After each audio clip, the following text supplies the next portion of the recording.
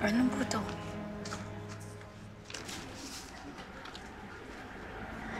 Ma, hindi. Puhunan mo yan. Para maumpisahan mo na ang bulaluhan mo.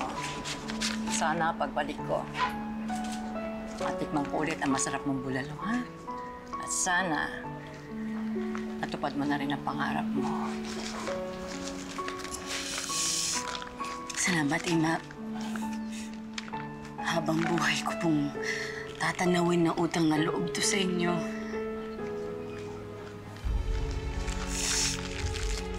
Sana dumating po balang araw yung pagkakataon. Makaganti po ako sa inyo. Sa mga kapatid yung pinakita. Salamat. Hindi na kailangan.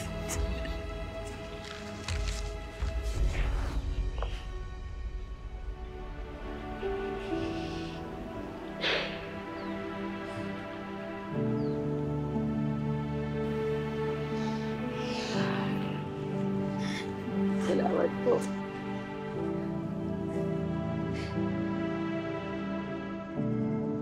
Hindi na kami ulit pinagtagpo ng pagkakataon.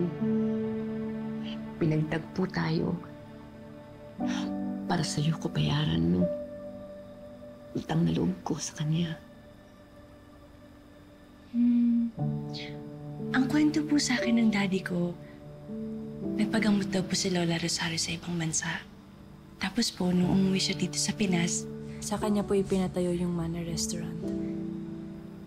Pero, nawala din po si Lola Rosario dahil sa sakit na cancer.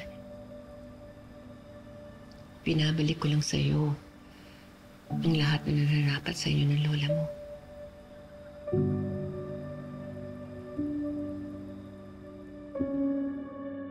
Edwin, kawawa naman pala si Nono. Kuya Edwin, I heard what happened about Nono. How is he? Nasa ICU ko si Nono. Natake sa puso eh. Operahan po sana siya eh, kaya lang di pa kaya ng katawan niya. So, ikaw yung nagsabi kay Ina na munti ko na masagasaan si Nono, hindi ba, Edwin? Just so you know, okay, ha? Si Nono yung tumakbo sa gitna at iniwasan ko lang. At malay ko ba? Hindi ko naman alam na inatake na pala siya ng sakit niya sa puso.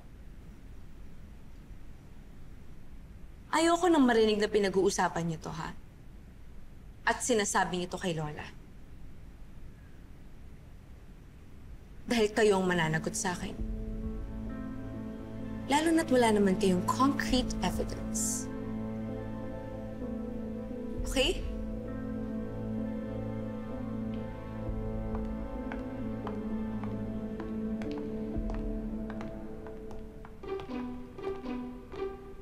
Hala? Nabangga pala ni Ma'am Joanna si Nuno? Baka kailangan malaman na to ni Madam Aurea. Huwag na tayong makialam sa problema nila. O ni magsumbong kay Madam. Huwag natin gagawin yon. Ang laki na nga ng gulo eh. Lalo pang lalaki. Total naman, nagsabi ni Ma'am Joanna. Wala siyang kasalanan. Sa totoo lang, ikaw naman talaga may kasalanan. Ako? Oo, ikaw, Twinkle. Kasi kung inayos mo sana yung pagbabantay kay Nono, edi sana hindi nangyayari ngayon to. Aba, bakit? Alam ko bang lalabas siya ng gate? Hindi naman kuya yan, Nono. Ano sabi mo? Blo. Manang, pinabayaan niya si Nono. Hoy, anong proof mo? Proof? Pareho yon. Diyos ko, utang na loob. Tumigil na nga kayo. Ang laki na nga ng problema dito sa mansyon, oh. Ang buhay lang po si Daddy. Matutuwa yun sa mga nalaman ko. Na yung taong tinulungan ni Lola, siya rin yung tumutulong sa amin ngayon. Kung hindi dahil sa Lola Rosario mo, wala lahat ito. Wala itong kumpanyang ito.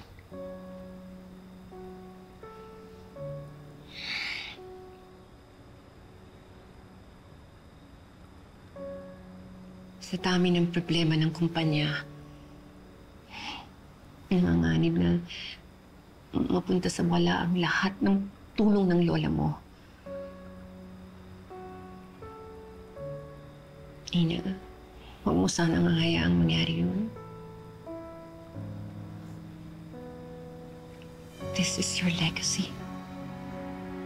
Your birthright. Gawin mo ito hindi lang para sa akin. Para sa Lola Rosario mo, kay Nono, sa daddy mo.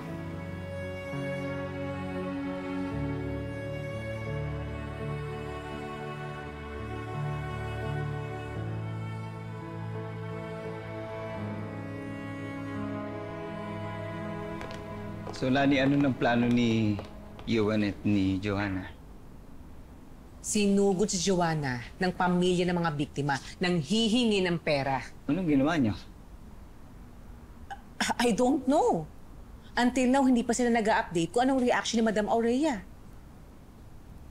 Alam mo, Lani, kailangan niya talaga makuha ng mga bata yung loob ni Madam Aurea habang hindi pa napipirmahan yung donation agreement ni Ina.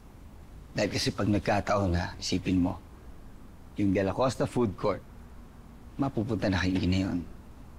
Hindi pwedeng mangyari yan. Ay, talagang hindi rin ako papayag dahil ang laki rin ng pinuhunan ko dun. Hindi rin ako makakapayag na magtagumpay ang babaeng yun. Ma, tumawag si Joanna sa phone. May nangyari daw kay Nono na ospital.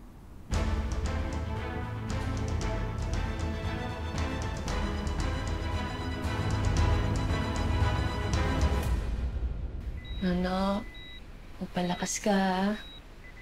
Para maoperahan ka na at gumaling ka na. Diba sabi mo, ayaw mo nakikitang lulungkot si ate. Siguro, kung okay ka lang ngayon, sasabihin mo sa akin, laban lang. Kaya yan at brave, Ate Ina.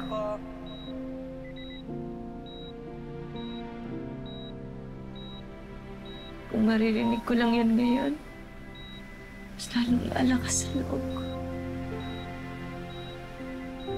Kaya gumising ka na, please. Bumalik ka na kay ate.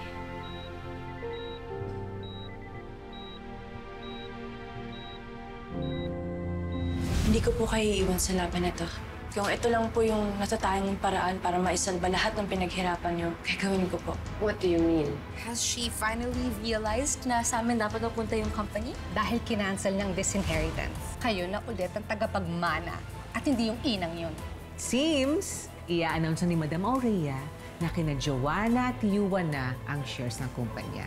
Ina has signed the agreement. So effective immediately, siya na ang uupo bilang CEO ng De La Costa Food Corporation. Hindi ako papayag na sa'yo mapunta ang inheritance para sa mga dalawang ni Juan!